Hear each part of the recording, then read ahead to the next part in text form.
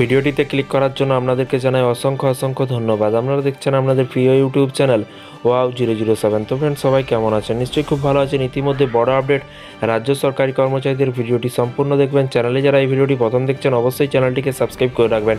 নতুন বছরের আগেই ডিএ নিয়ে কি বললেন মুখ্যমন্ত্রী? বড় সিদ্ধান্ত রাজ্য সরকারি কর্মচারীদের ডিএ নিয়ে অবস্থান বজায় রেখেছে মমতা সরকার। 4% ডিএ বাড়িয়েছিল মমতা সরকার। গত বছর বড়দিনের অনুষ্ঠানের মধ্যেই ডিএর ঘোষণা করেছিলেন মুখ্যমন্ত্রী। এবারেও তাই কর্মচারীরা আশা করছিলেন তিনি বড়দিনের রাজ্যের কর্মচারীদের সুখবর দেবেন। এর পাশাপাশি রাজ্য সরকারি কর্মচারীদের ডিএ নিয়ে সমস্যা লেগেই আছে এবং তার পাশাপাশি বলা হয়েছে এই সমস্যা দ্রুত মেটার মতো নয়। পাশাপাশি কেন্দ্রীয় সরকারি কর্মচারীদের পরপর ডিএ বৃদ্ধি পাচ্ছে সময় মতো এবং এতে আবার কিন্তু রাজ্য সরকারি কর্মচারীরা নিজেদের অবস্থান সম্পর্কে ক্ষুব্ধ হয়। রাজ্য সরকারকে পরপর নিজেদের প্রাপ্য দাবি মেটানোর চাপ দিচ্ছে। তবে মমতা সরকার নিজের সিদ্ধান্তে অনড়। তিনি কিন্তু কারো চাপে থাকার প্রার্থী নয়, একথা বারবার কাজে কিন্তু বুঝিয়ে দিয়েছেন তিনি।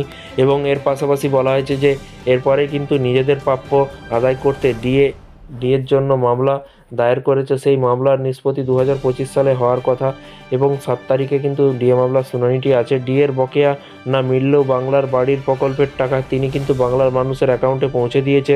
এখনও পর্যন্ত প্রথম কিস্তির টাকা 12 লক্ষ পরিবার পেয়েছে এবং প্রায় 16 লক্ষ পরিবার এই আওতায় রয়েছেন। সকলের বাড়ি তৈরির টাকা কিন্তু দেবে মমতা সরকার। তাই বাংলার একাংশের মানুষদের মুখে হাসি ফুটলেও রাজ্য সরকারি কর্মচারীরা চিন্তায় দিন কাটাচ্ছে যে আদৌ তারা তাদের ডিএ বকেয়া টাকা পাবে কিনা, সেই অপেক্ষায় কিন্তু সকলেই আছে। লোকসভা নির্বাচনের শেষ হতে 4% ডিএ বাড়িয়েছিল মমতা সরকার। গত বছর বড়দিনের অনুষ্ঠানের মধ্যেই কিন্তু ডিএ ঘোষণা করেছিল মুখ্যমন্ত্রী এবং এরপরে কিন্তু এবারেও কিন্তু তাই কর্মীরা আশা করেছিলেন তিনি বড়দিনের রাজ্যের কর্মচারীদের সুখবর দেবেন, কিন্তু তা না হওয়ায় কিন্তু চিন্তায় দিন কাটছে কর্মচারীদের। এবং এর পাশাপাশি তিনি কিন্তু আগেই কিন্তু কর্মচারীদের স্পষ্ট ভাষায় জানিয়ে দেয় যে তিনি কিন্তু কেন্দ্রের মতো কিন্তু রাজ্যের কর্মচারীদের ডিএ দিতে পারবে না, কারণ রাজ্যের আর্থিক সামর্থ্য নেই অতটা। তাই কর্মীরা কিন্তু চাইলে কেন্দ্রীয় সরকারের চাকরিতে জয়েন করতে পারে। এবং এর পাশাপাশি বলা হয়েছে, দেখতে পাচ্ছেন, তবে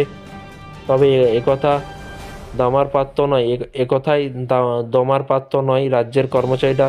তারা কিন্তু এবার নবান্নের সামনে অবস্থান কর্মসূচির জন্য আদালতে অনুমতিও চেয়েছে। বাকিটা সময় বলবে তারা তাদের প্রাপ্য ডিএ আদায় করতে পারবে কিনা। শুধু দেখা যাক কবে কি নোটিফিকেশান আসে। যখনই নতুন নোটিফিকেশান আসবে অবশ্যই আপনাদেরকে জানানো হবে।